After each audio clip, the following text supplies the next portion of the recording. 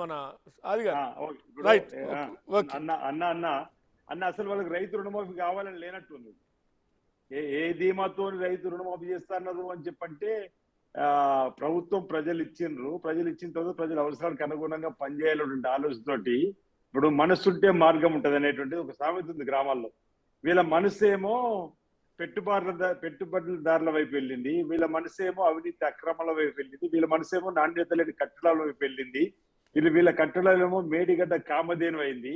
ఇప్పుడు వాళ్ళ ఆలోచనకు అనుగుణంగా మేము పోవాలంటే ఎట్లా? మేము ఉన్న వనరులను సమర్థవంతంగా అమలు చేస్తూ ముందుకు పోతుండవు.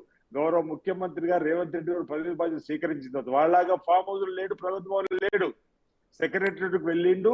అన్ని శాఖలపైన క్షుణ్ణంగా ఒక ఉదయం 3 గంటలు సరిపోద్ది సమీక్ష అనుకుంటే 8 గంటలు 9 గంటలు వరుసగా కూడా కూర్చొని అన్ని కూడా సమస్యలు తెలుసుకొని మేము వినడానికి ఉన్నాం. మీరు చెప్పేది వింటాం, మీ సమస్య పరిష్కరించేటువంటి ఆలోచన ముందుకు పోతున్నప్పుడు ఎక్కడైతే లీకేజీలు ఉన్నాయో వాటిని అరికట్టి ఇది 1వ తారీఖు నాడు ఉద్యోగస్తులకు జీతాలు ఇచ్చేటువంటి పరిస్థితి నుంచి అనేక సంక్షేమ కార్యక్రమం కూడా ఆ గాడిలో పడగొట్టినటువంటి ప్రభుత్వం ఈరోజు ఏదైనా ఉందా అంటే అతి తక్కువ సమయంలో తెలంగాణలో రేవంత్ రెడ్డి గారి సర్కార్, మా ముఖ్యమంత్రి రూపంలో మంత్రులందరూ కూడా సమర్థవంతంగా పనిచేస్తున్నారు. మేము ఇచ్చిన హామీలు అమలు చేస్తూ ముందుకు పోతున్నాం. వీళ్ళు అంటారు అమలు చేయకపోతున్నాం. ఎప్పుడు 3 రోజుల నుంచే మా ప్రభుత్వం 3 రోజుల నుంచే హామీ ఏమైంది, ఈ హామీ ఏమైంది. మేము అధికారులు కలిసిన 48 గంటలు ఆడవాళ్లకు ఆర్టీసీ బస్సు ఉచిత ప్రయాణం చేసినాము, 10 లక్షల ఆరోగ్యశ్రీ కార్డు చేసినాము, ఈరోజు 200 యూనిట్లు కరెంటును ప్రతి ఇంటికి ఉచితం చేసినాము. గతంలో రైతులకు కరెంటు మాఫీ చేసింది ఉచిత మొదటి సంతకం పెట్టింది కాంగ్రెస్ పార్టీ రాజశేఖర్ గారు. ఈరోజు 500కే సిలిండర్ చేసినాము, 3500 ఇండ్లు ఇందిరమ్మ ఇల్లు ఇచ్చినాము.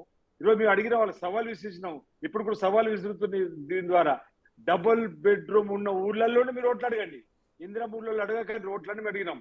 ఇందిరమ్మ ఇల్లు లేని ఊరు మీరు చూపిస్తే మేము అడగాం. డబుల్ బెడ్రూమ్ లేని ఊరు మేము చూపిస్తాం. మీరు ఓట్లు అడుగుంటే ఆ సవాల్ ముందుకు రాలేదు. ఈరోజు ఎట్లిస్తారు, ఏదేమవుతారంటే మా కమిట్మెంట్ ఉంది. మా ప్రభుత్వానికి రైతులకు ఇచ్చిన మాట నిలబెట్టుకొని ఆగస్టు 15వ తేదీ లోపల ఏదైతే రేవంత్ రెడ్డి గారు అన్నారో చెప్పి చూపిస్తారు. సమ్మక్క సారక్క జాతరలో వారు మాట్లాడిన మాటలు క్లిప్పింగ్ వీలుంటే మన వాళ్ళు ఏవి అని చెప్పండి. బ్యాంకులతో మాట్లాడుతున్నాము, ప్రభుత్వంతో ఉన్నటువంటి పెద్దలతో సమన్వయం చేసుకుంటూ ఏకకాలంలో ఏ విధంగా వాళ్ళని ఒక చక్కటి ఆలోచన పోతున్నారు. వాళ్ళకి ఆలోచన రాలేదు అన్నాడు. ఈరోజు మాకు ఆలోచన వచ్చింది. వాళ్ళు పావలా ఒకసారి దువ్వనేసినట్టున్నారు.